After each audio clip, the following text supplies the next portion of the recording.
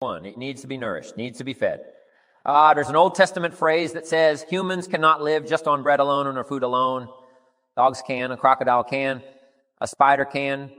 Humans cannot exist just on food. Here's what it says. Humans also need words. Words nourish the mind. Words give life. Words create insight. Because there's more than one way to see. If we see with our eyes, we call that sight. But there's another way to see called insight.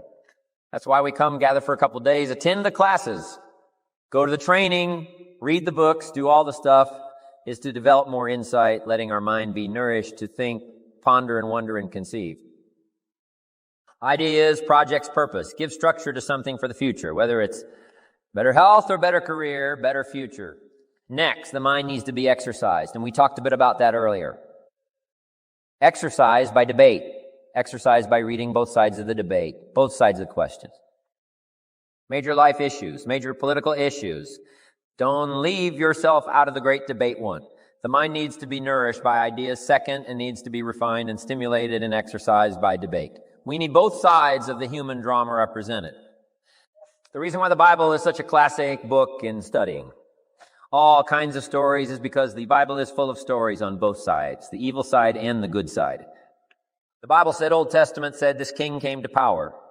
And he was a good king, and he ruled for 18 years. And then it says the next king came to power, and he was a bad king, and he put up idols. He became the bad king. So it reads good king, bad king, showing both sides of the human spectrum and drama. Some stories that we read in the Bible are people to admire, others are people to despise. In your library, you need a book on Gandhi, India, and you need a book on Hitler. One book to show you how noble someone's aspirations can be, and the other book to show you how despicable and how evil someone's goals can be. Both sides. If we study good and evil, one we love and one we hate. We study illness, we study health. Someone says, well, you can't study the negative things. You have to study the negative things. You have to give voice to, mind to, and time to both sides of the issue so that you can strengthen your side of the argument. In raising our kids, we have to pose both sides. What's the danger side and the safe side? In one of the seminars that I'm sure some of you have attended, I talk about philosophy that makes the difference. Philosophy does two things, each person's personal philosophy. So jot this down. Our personal philosophy does two things. One helps us to see the dangers on one side so we can avoid or minimize those. Then our personal philosophy needs to be developed so we can see the opportunities on the other side so we can maximize those. And for the balance of your life, that's going to be the twin challenge in developing ideas and philosophy and strengthening all of it so that you can avoid the dangers, maximize the opportunities because the dangers never go away. The dangers to our ship of state called the country. The danger to the enterprise. The danger to the corporation. Dangers always lurk both inside and out. Dangers lurk on the inside of our own mind. When I was a kid, they used to have those little cartoons of a little boy with a gremlin on one side and a little angel on the other side, and the little devil, a little gremlin, said, go ahead and do it. It's okay. Little angel said, no. So when kids are young, they've got this debate to engage in. Should I or shouldn't I? One voice says, go ahead, and the other one says, no. So we hope as the years pass and as the classes pass, and as we go from grade 1 to grade 2 to grade 5 to grade 10, we will learn more.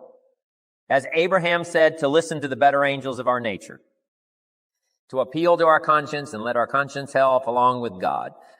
And whatever else you belong in, that has good influence on helping to make right decisions, avoiding the evil one, avoiding the danger, the dark side, and appeal to ourselves to engage in the positive side, the opportunity side. The battle of the mind is significant for us every day. What to think, what not to think. My mentor, Mr. Shub, said, stand guard at the door of your mind and you decide what enters, you decide what to fill up your mind with because it becomes the material with which you build your future. So engaging the mind to make rational decisions about life. Beware of the thief on the street that's after your purse, but also beware of the thief in your mind. That's after your promise. Thief in your mind that says you're too short, you're too tall, you've never done it before. What makes you think you can do it now? It's not going to work for you. Someone else could find the book. You'll never find the book. If you found the book, you wouldn't read it. If you did read it, you wouldn't understand it. That's stuff that goes on in our mind. So jot down this key phrase. It's one of the best for the day. Whatever you do, don't become a victim of yourself as you engage in this debate. what to eat, what not to eat, where to go, where not to go, what to say, what not to say, what to do, what not to do. Make sure that you strengthen the positive side of this argument with yourself so that day by day you become healthier. Day by day you become stronger. Day by day you become wiser. Day by day you build a better shield and immunity and inside immunity to ward off disease. But an outside immunity to ward off all the negative and all the trash and all the stuff that would not enhance your personal development nor your promise for the future. So this is so important, understanding the mind. Feed it. We call it food for thought. That's what a big share of this whole seminar is all about.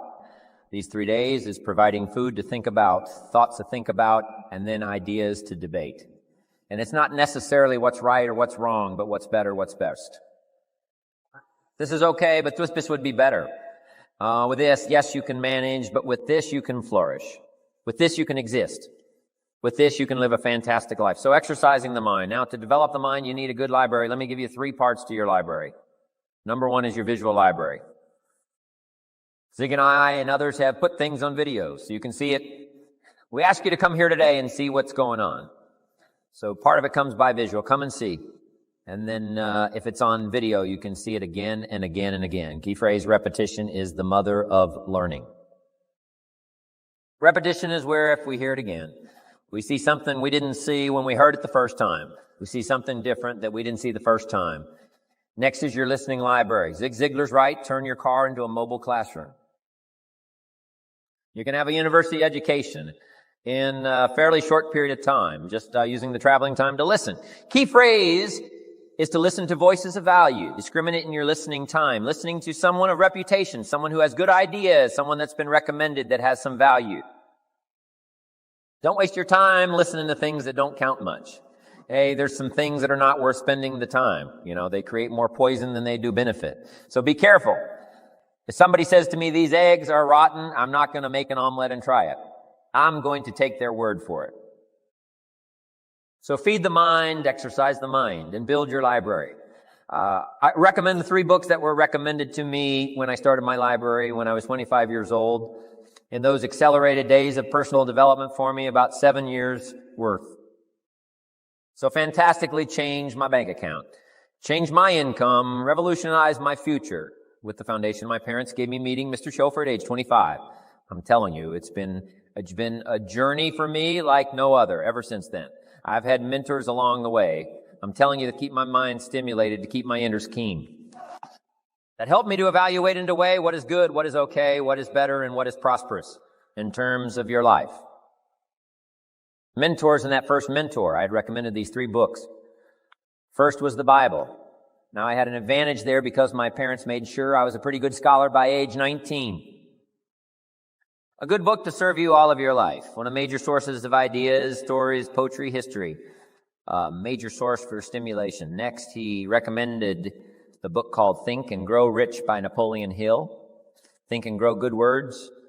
Think and Grow and Rich. I went for it, got the book, paid less than 50 cents for it. Some of the ideas in it changed my life. Now, next, Joff recommended the book The Richest Man in Babylon by George Clayson. Helped me become a millionaire by age 32. Totally changed my economic future.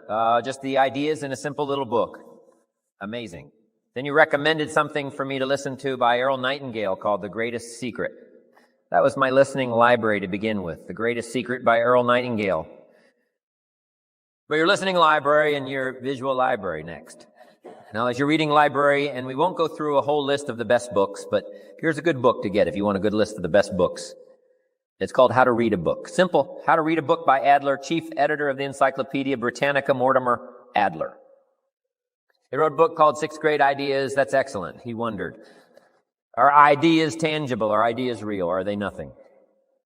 But he wrote this book along with another author. How to Read a Book. Now, if you master this book, you can get so much more from a book. Now, it's kind of a tough book to get through, but it'll give you some ideas on how to take a book and get the most out of it. Take a book and get the most out of it. But in this book is also a list of what he calls are the greatest books ever written. And I've used that book, that list, as a centerpiece for my library. It's got the classics, which I missed. I only went to 1 year of college, so I missed a whole bunch of stuff. I started making up for that by collecting these best books ever written. Interestingly enough, on that list is old and new. Testing on every scholar's list, east or west. You just can't miss those as major sources. In addition to that, there's a book called Lessons of History written by Durant, and I offer it because it's one of the classic writings of all time. You may not agree with his premise, but you certainly have to agree that it's one of the best well-written books ever. He and his wife wrote about 11 volumes on civilization. Take a speed reading course. You can get through those, but this little book, Lessons of History, is sort of a summary of their ideas on history. It's a classic, then a classic.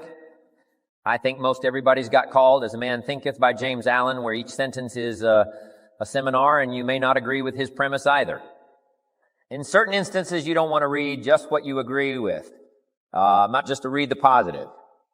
Make this note: you cannot live on mental candy. Just like you can't feed your children ice cream all the time and hope that they will be healthy, so you cannot live on mental candy. Someone says, well, I just read the positive stuff. That's not enough. And the reason is because you need to know both sides of the issue. So start your library like I did age 25. I mentioned in another seminar, haven't read everything in my library, but I feel smarter just walking in it, right? Smart enough to buy it. Now I got to be smart enough to read it all. Then I got to be smart enough to sort through and decide what's valuable. So make that the next part now in part personal development for the mind. You got to sort through what you read, what you see, and what you hear, and decide which of all of that is valuable for you to try and do and master. This is where being a student comes in, not a follower, but a student. You read one book on good health and it says, do what this book says. You'll live forever. Or you read the next book on health and nutrition. It says if you do what that first book says, you'll die young. So someone says to me, Mr. Rohn, which of these books should I follow? Jot this down. Neither one. Don't be a follower. Read both books and make up your own mind. Here's what's important in the final analysis. One of the best phrases for the day. I got this from my Canadian friend Harold Dyke, who gave it to me, and I've used it all these years. Here's what he said: make sure what you finally do is the product of your own conclusion. Make sure what you finally do is the product of your own conclusion. Meaning you don't just follow, but you listen to both sides of the argument. You listen to the controversy, try to master the points on both sides, or three sides, or whatever. Then you start charting your own course. It doesn't say, you'll make always the right decision on what course to take or what to do. You can refine as you go, but make sure that what you do is the product of your own conclusions. Conclusion from the debate, conclusion from what makes the best sense to you to try. Now jot this down. Also give yourself a chance to change some things. I held on to that. I thought this was it. I'm telling you, after a while I gave it up, found out it wasn't it. So give yourself a chance to change. Refine your philosophy. Refine your direction. If you'll give yourself a chance to do that, here's what will happen. Down the road a ways, a new door will open that you haven't discovered before. Give yourself a chance to change, reevaluate. So let your library be a testimonial of your dedicated interest in accelerated personal development, that you will read whatever you have to read, you will hear whatever you must hear, and you will watch and see whatever you must see in order to make your life refined and worthwhile and achieve all of your purposes. You know, it takes a lot of effort to learn. It takes a lot of effort to grow. It takes a lot of effort to decide and debate to jot down. It's all worth the price. Whatever stimulates you to think, whatever stimulates you to wonder, whatever stimulates you to react or even to debate, even if you hear something you say, well, that's not right. See, that's still valuable. It means you're awake. It means you're alert. It means you're alive. It means your mind is ready to take on something, whether it's agreeable or not agreeable, something right, something wrong. Who cares what it is? We've got to listen to a variety of voices. And some are going to come from the left, and some are going to come from the right, and some are going to come from mysterious sources, and some will try to entice you with all kinds of stuff. But that's okay, just so you're alive and alert and awake, ready to process